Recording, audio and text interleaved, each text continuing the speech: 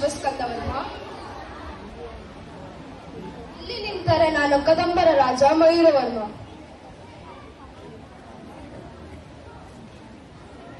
ನಿಮ್ಮೆಲ್ಲರನ್ನು ಈ ಸಭೆಗೆ ಆಹ್ವಾನಿಸಿದ ಕಾರಣವಿಷ್ಟೇ. ಕಾಂಚೀಪುರದಿಂದ ತಪ್ಪಿಸಿಕೊಂಡ ಹೋದ ರಾಜ್ಯದ್ರೋಹಿ ಮಯೂರ ಇಂದು ನಮ್ಮ ವೈರಿಗಳಾದ ವೈಜಯಂತಿಯ ಮಂತ್ರಿಗಳೊಂದಿಗೆ ತಲೆಮರೆಸಿಕೊಂಡಿದ್ದಾನೆ.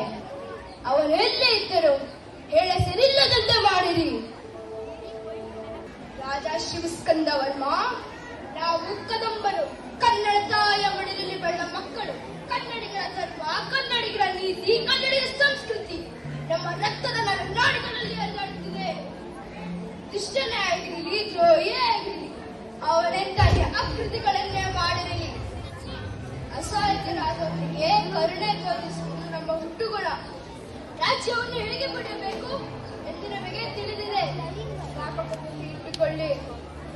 ಹೊಸ ಹಾಕಿ ಸಂಚು ಮಾಡಿ ನಮ್ಮ ರಾಜ್ಯವನ್ನು ಕಬಳಿಸಿ ಮಾಡುತ್ತಿರುವ ಶಿವಸ್ಕಂದವರ್ಮ, ಯಾವ ಕದಂಬರ ವಂಶವೃಕ್ಷ ನಿನ್ನ ಕ್ರೌರ್ಯಕ್ಕೆ ಸಿಕ್ಕಿದ್ದು ನಾಮವಾದೆಂದು ತಿಳಿದಿರುವೆಯೋ, ಆ ಮಹಾವಂಶವೃಕ್ಷ ಮತ್ತೆ ತಲೆ ಎತ್ತಿ ನಿಂತಿದೆ.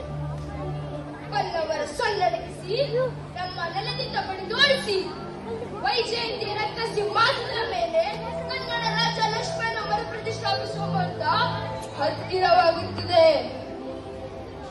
ಕನ್ನಡಿಗರ ಪೌರುಷ, ಕನ್ನಡಿಗರ ಸಾಹಸ, ಕನ್ನಡಿಗರ ಸ್ವಾಭಿಮಾನ ಆ ಚಂದ್ರ